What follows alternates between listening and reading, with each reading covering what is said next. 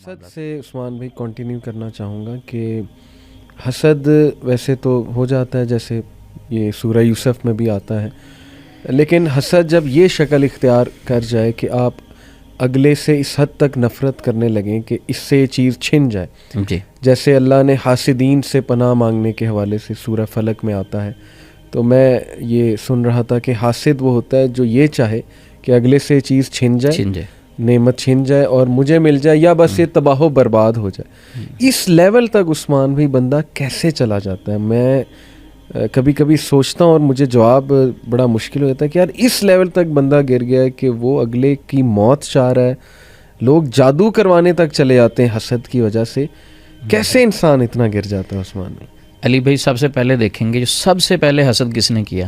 ابلیس نے ہمارے باپ آدم علیہ السلام سے کیا۔ صحیح۔ اب ہم مسئلہ دیکھیں گے کہ مسئلہ کیا بنا تھا ان کے درمیان۔ وہ ایک ہی جملہ تھا، آج کل ہمارے معاشرے میں وہ جملہ گردش کر رہا ہے۔ اس نے کیا کہا تھا؟ انا خیر منہ۔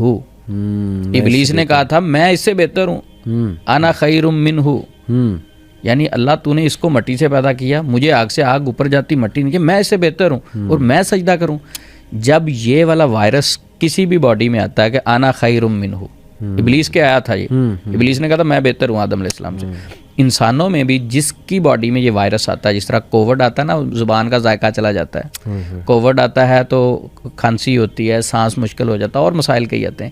جس باڈی کے اندر یہ انا خیر منہ یہ وائرس آتا ہے نا کہ میں اس سے بہتر ہوں، یہاں پھر تباہی آتی ہے، وہاں حسد پیدا ہوتا ہے۔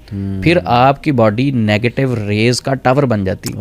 اللہ کے نبی نے فرمایا العین تدخل الرجل القبر والجمل القدرہ، نظر بد انسان کو قبر میں، اونٹ کو ہنڈیا میں لے جاتی۔ نظر کیا؟ دوسرے کو دیکھنا ہی ہے نا، کچھ چیز نہیں مارنی اسے، صحیح دیکھنا ہے، تو اس کی باڈی سے نیگیٹو ریز نکل کے دوسرے بندے کو ہٹ کرتی ہیں۔ اس کے سائنس کیا عثمان بھی تھوڑا سا ایڈ کر دیں؟ نظر بد کچھ لوگ پوچھتے ہیں کہ ہم پہ ہے، تو اس کے کیا کیسے پتہ لگتا ہے آپ پہ نظر بد؟ علی بھائی اس کے کوئی قرآن و حدیث میں اس کے سائن ذکر نہیں ہوئے۔ اچھا، اس میں یہ ہے کہ آپ کی طبیعت میں کوئی بوجھل پان آنا شروع ہو جائے گا، ٹھیک ہے، آپ کا کام کرنے کو دل نہیں کرے گا، اچھے خاصے تھے، بزنس ہے، سارا کچھ ہے، لیکن آپ کو کوئی چیز اچھی نہیں لگے گی، آپ کی نیند بالکل ختم ہوگی، شام کے وقت گھبراہٹ اور بے چینی سٹارٹ ہو جائے گی، کندھوں پہ جسم پہ بوجھ محسوس ہوگا، آپ کا چھوٹی چھوٹی بات پہ لڑنے کو دل کرے گا، آپ سمجھیں گے کہ میں جس طرح ریموٹ کنٹرول ہوا ہوں، ہر بات کو میں نیگیٹو طرف لے کے، لیکن اس کی نفسیاتی وجوہات بھی تو ہو سکتی ہیں۔ ہاں، یہی بات میں کہہ رہا ہوں کہ یہ جتنی سمٹمز ہیں یہ انگزائٹی، ڈپریشن، اسٹریس کی وجہ سے بھی ہو سکتی ہے، نظر کی وجہ سے بھی، یہ تو کوئی معالج بتا سکتا ہے۔ صحیح۔ تو علی بھائی اس کی جو بات ہو رہی تھی کہ حسد، میں حدیث پڑھ رہا تھا، نبی صلی اللہ علیہ وسلم نے فرمایا کہ ایک دل میں ایمان اور حسد جمع نہیں ہو سکتے، ایمان اور حسد ایک دل میں نہیں آ سکتے۔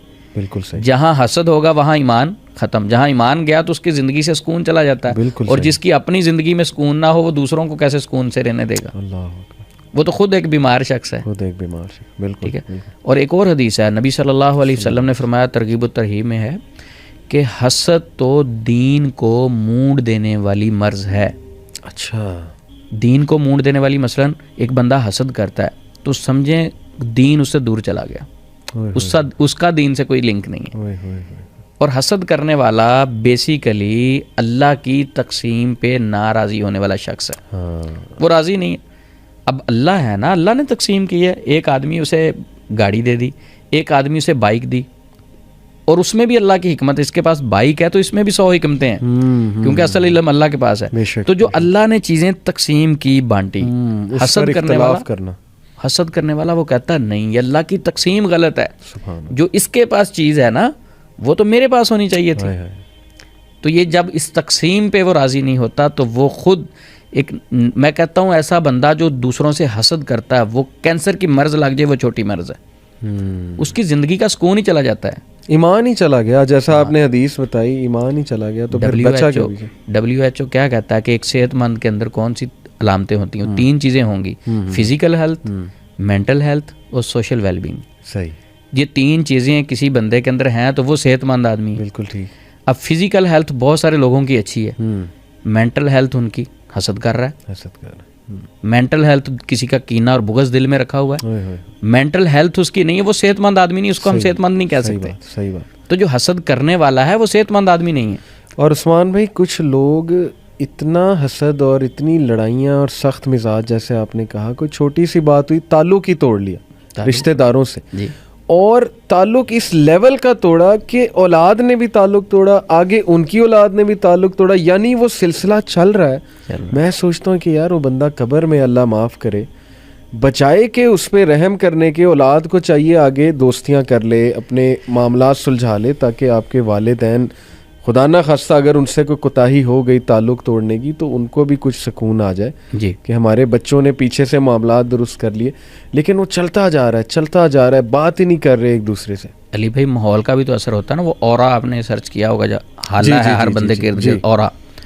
تو جب ہمارا اورا یا حالہ، یہ تو ایک سائنسی ریسرچ ہے، وہ پازیٹیو نہیں ہوگا تو باقی ماحول کیسے پازیٹیو ہو سکتا ہے؟ دیکھیں نا، ایک بدبودار چیز ہے، اسٹوڈیو میں اگر رکھ دی جائے تو کیا سب کو بدبو نہیں آئے گی؟